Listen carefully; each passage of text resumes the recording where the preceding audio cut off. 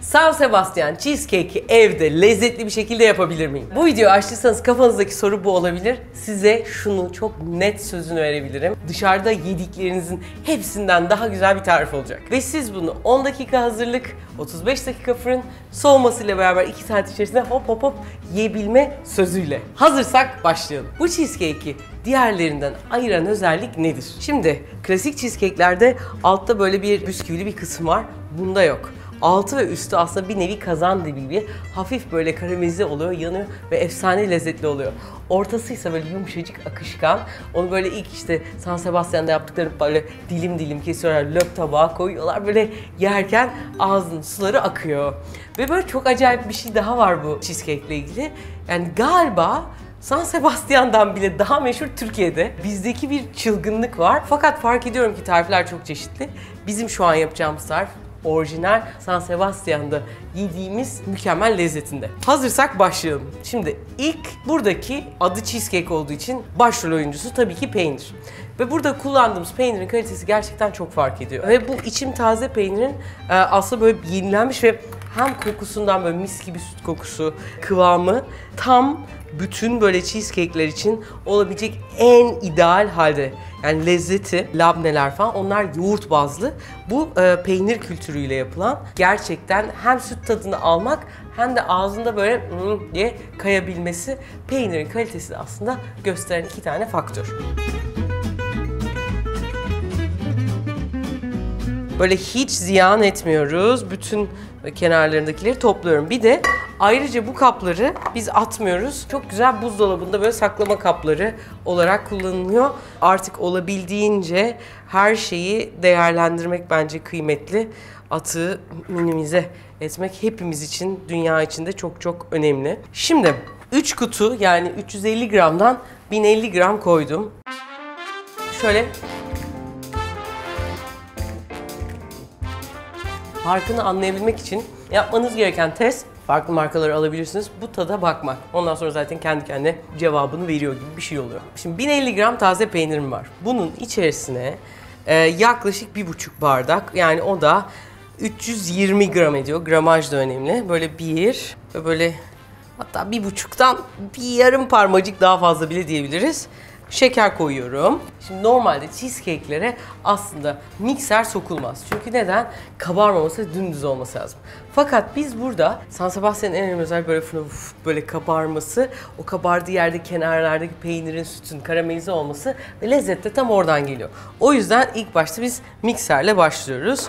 Bu şekerin içindeki yani çıtır çıtır his tamamen bitene kadar mikserle taze peynirimi karıştıracağım. Her zaman bir tatlıya onun böyle ortaya çıkabilmesi, güzelliğini anlatabilmek için bir parça tuz eklemek gerekiyor. Ve bir çimdik de tuzu bırakıyorum. Şimdi böyle tam krema gibi böyle bile yiyebiliriz.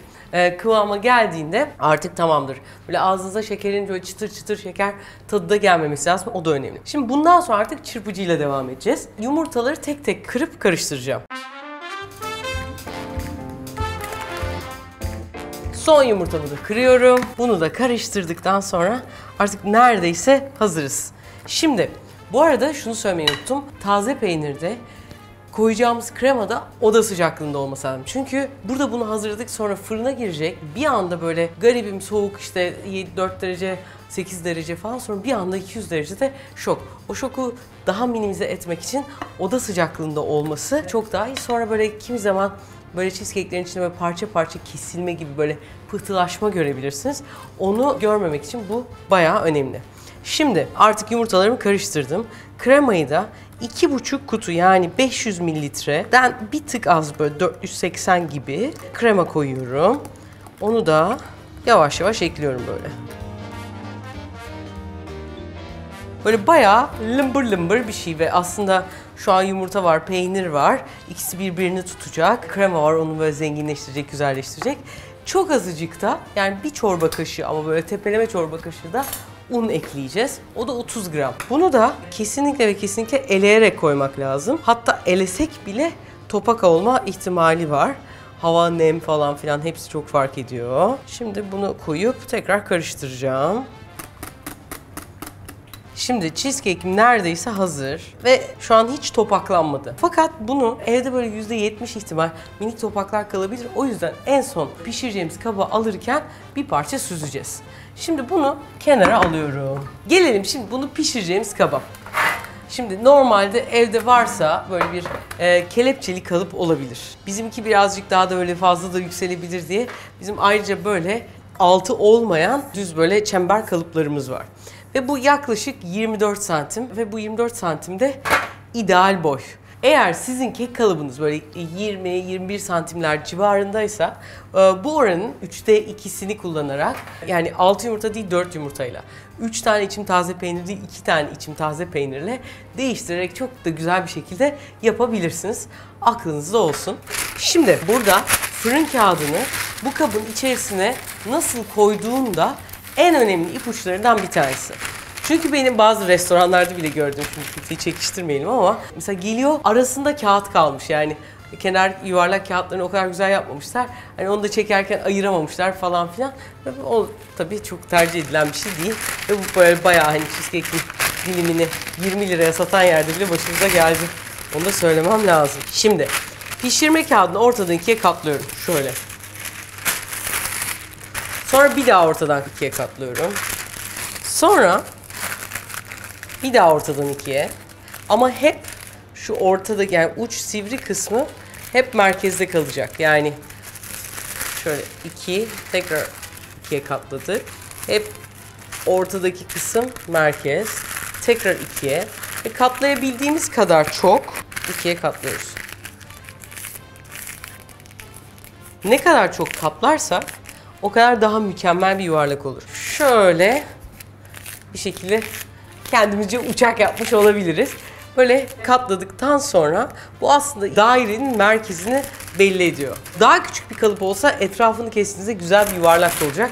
Ama şimdi kalıbım bayağı büyük. O yüzden kesmem gerekmeyecek. Ama bu benim tam ortaya gelmesi gereken noktayı işaret ediyor. Şimdi elimi ıslatıyorum. Ve kalıbımın kenarlarını ve birazcık da tabanı azıcık ıslatıyorum ki rahatça kenarlarını kalıbın etrafına yapıştırabileyim. Çünkü şimdi böyle yaptık ya, bu kenar parçaları aralara girebilecek şekilde oluyor. Bunu önlemek için kalıbın kenarına yapıştırmam gerekiyor. Yani böyle duruyor ya, bunu hafif şöyle ıslatarak aralara girmeyecek şekle sokuyorum. Şimdi böyle birazcık sabırla kenarlarını iyice böyle düzleştirdim. Elimle böyle tırnağımın ucuyla hatta kenarlarına bastırdım ki tam böyle içi mükemmelce olabildiğince kenarlara doğru yapışsın. Şu an benimki gayet iyi ama muhakkak öyle yapılması gerektiğini düşündüğüm için size göstermek istediğim süzme aşaması var. Süzgeci kalıbımın içine böyle koyuyorum ve böyle akıtıyorum. Süzgeç ne kadar ince olmalı? Valla yani bu tel süzgeçlerin biraz daha kalınları var. O daha kalınlardan bu elediğimiz unun topağı geçer. Dolayısıyla daha ince gözlü olmasına fayda var. Ama böyle bir de iyice neredeyse tülbent gibi olan var. Tülbent gibiden geçemeyeceği için olmaz tabii. Ben hatta mesela normal cheesecake sevmeyenlerin bu San Sebastian'ı seveceklerini düşünüyorum. Çünkü bizim gerçekten kazan dibinde böyle bir acayip bir lezzet vardır ya. O lezzetle bazı şeyleri birleştiriyor. Hiç ziyan etmiyoruz çünkü aslına bakarsak içine koyduğumuz malzemeler de kıymetli. Artık cheesecake'im hazır ve fırına girebilecek kıvamda. Şurada bir iki tane gözler var, onları da patlatıyorum. Fırınımın modu altlı üstü ve bu içeriden duyduğunuz ses de fanın sesi. Fanlı çalışacak. 200 derecede. Bu da ne yapacak? Üstünün böyle hafif kurumasını, birazcık kahverengi olmasını, altında böyle güzelce renk almasını sağlayacak. Şimdi bunu fırının ortasına yerleştiriyorum. Çünkü üstü de renk alacak, altı da renk alacak.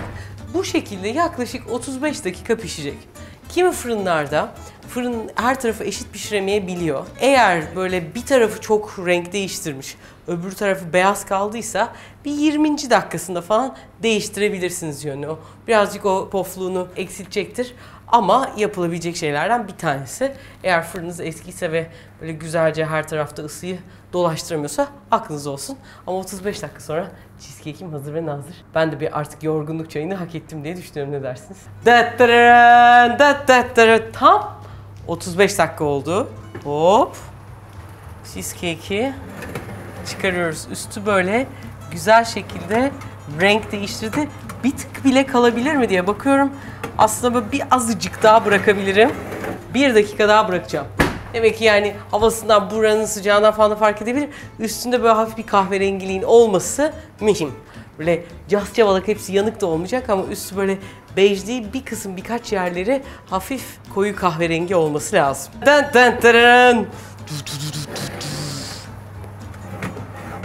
Evet.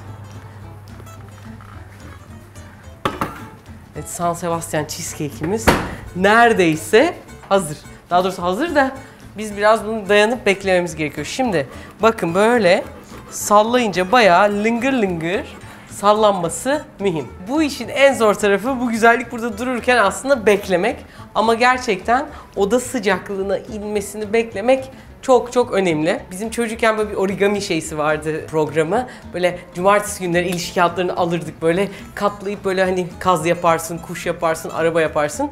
Kadın hop böyle yapılmışı var deyip böyle sen orada katlamaya çalışırken yapar. Hiçbir zaman da yapamamıştık. Ama bu tabii tarif böyle. Ben sizi bugün şimdi anında cheesecake'siz bırakmak istemediğim için sabah gelir gelmez yaptığımız bir tane cheesecake var. Ve bayağı oda sıcaklığına, hatta buralarına bir tık ılıcık aslında ama oda sıcaklığına indi.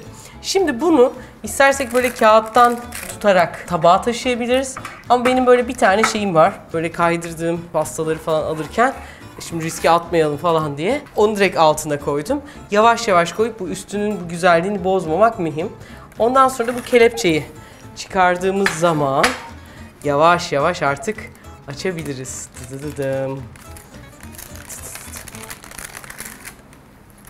Bu mükemmel böyle karamel rengi, mis gibi kokusu bu işin asıl farkını yaratan şey.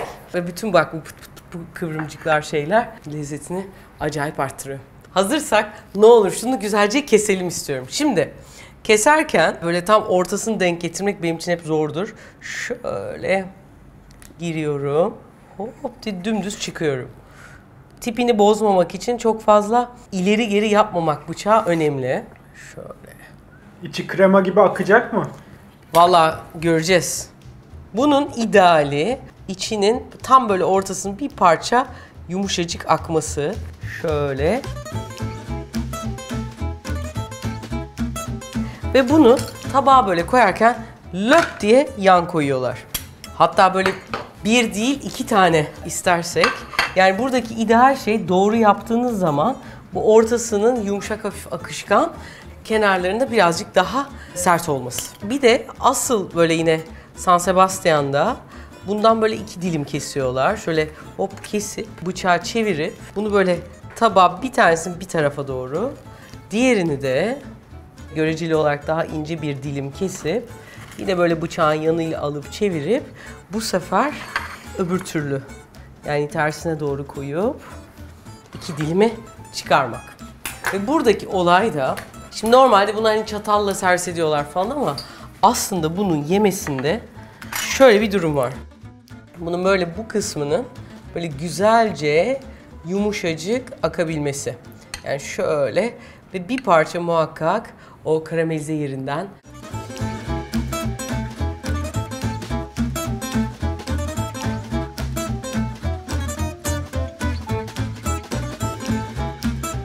nasıl yerseniz yiyin hep çok güzel. Kazandibi mi bu mu? Bir daha bir düşüneyim. Ya bana kazandibiyle seçtirtme. Çünkü benim kazandibine bir tanesi kardeşin gibi düşün. Öbürü elin çocuğu. Ondan sonracıma öyle bir seçim gibi. Ama bu yani çok çok çok iyi. Galiba bitireceğim. Bu zamana kadar yemeyenler için şöyle tarif edeyim. Önce aldığınızda böyle size çocukluğunuza götüren böyle bisküviyle yapılan mamalar vardı ya, böyle çok mutlu eder seni. Her istediğin şey sanki o mamanın içindedir gibi. Öyle ağzını dolduruyor. Ondan sonra çok güzel, lezzetli bir karamelize tadı geliyor. Onun ağızdaki dokusu biraz daha böyle sert. O yumuşaklık mama hissinden seni bir anda daha büyük bir dünyaya, karamelize, daha farklı tatları falan götürüyor. Ve büyüdüğünü, kocaman biri olduğunda hissettirip tamamlatıp hadi bir tane daha kaşık artık alabilirsin dedirtiyor. Yani yaşattığı yolculuk bu. Yani şu an ben yiyorum ve ekip böyle gözler yamulmuş bir şekilde bakıyorlar. O yüzden videoyu kapatmam gerekecek. Umarım hoşunuza gitmiştir tarif. Gerçekten şunu çok net söyleyeyim. Onlarca, yüzlerce hatta tarif bulabilirsiniz ama biz bu mükemmel haline, tam bu oranlarına, peynir seçimine, hepsine yaklaşık 26-27 tane farklı tarif, kendimiz de geliştirdiğimiz tarifler deneyerek geldik. O yüzden bayağı Refika ve Refika'nın mutfağı ekibi garantilidir. Denerseniz çok seveceğinizi tahmin ediyorum. Eğer denerseniz lütfen fotoğraflarınızı bizle aşağıda paylaşın. Kim bilir size böyle ufak tefek sürprizlerimiz de olabilir. Bizden şimdilik bu kadar. Videomuzu beğenmenizi dört gözle bekliyoruz. Kanalımıza abone değilseniz de artık neler kaçırdığınızı vallahi söyleyemeyeceğim. Şuradan abone olabilirsiniz. Buradan da çok güzel başka bir tarife gidebilirsiniz. Görüşürüz.